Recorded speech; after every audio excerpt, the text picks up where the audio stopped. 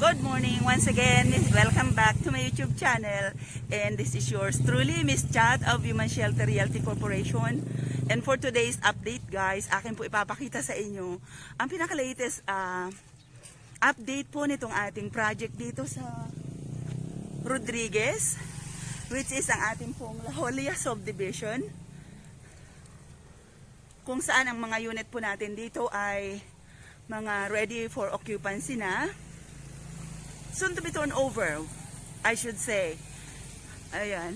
So, atin po we are heading sa pinaka-gate po nitong ating La Jolla subdivision. Ayan siya guys. So, kung magtataka po siguro kayo, naglalakad ako dito sa isang subdivision. Ito po yung ating Sorrento Village. Ayan. So, napaka-close lang ng dalawang subdivision. Magkatabi lang siya. So, perimeter lang ang pagitan niya. Ayan siya guys.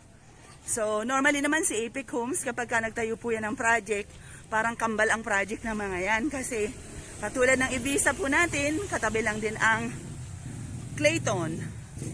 Ayan, Villa San Mateo, o 1 to 7. So, makakatabi po yan. Tayo naman ngayon ay nandito sa Sorrento Village.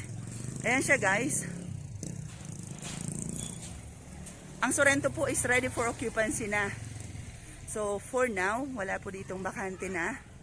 So, sa mga interested pang mag-avail po dito sa ating Sorrento Village, reopen lang po ang chance nyo rito na makapag-avail.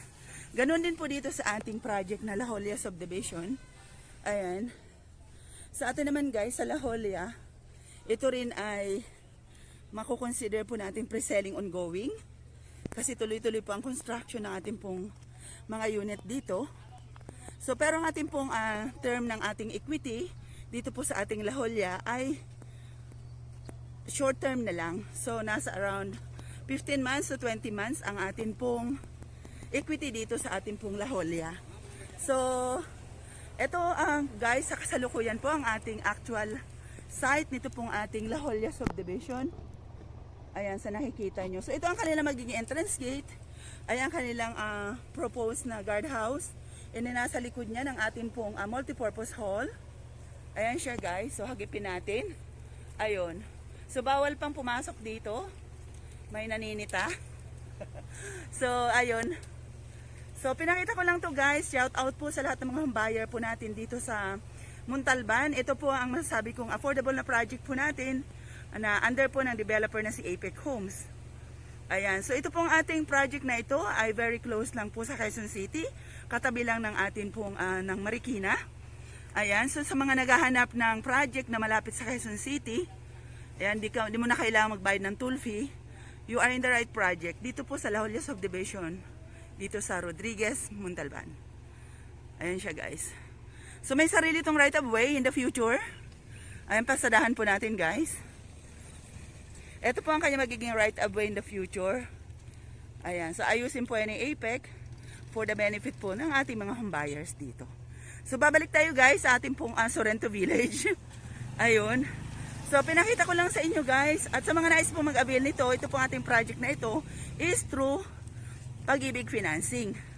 At meron po tayo dyan ng mga unit na available. Kapag ka nagkaka-reopen po tayo, mayroong inner na ang lot area niya is 36.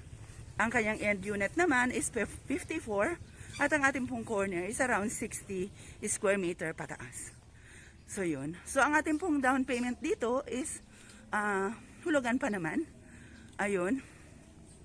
Wala po ditong cash out. Kailangan mo lang siyang i-reserve at ang down payment mo hulugan lang. Ayan. So sa mga nais po mag-avail na ito pong ating affordable project dito sa Montalban, you can message me sa akin pong number 0915-136-8350. Ayan, then you can follow me sa akin po YouTube channel, Chat Bolivar. Sila lamang guys at napakainit na sa oras na ito. God bless. Bye.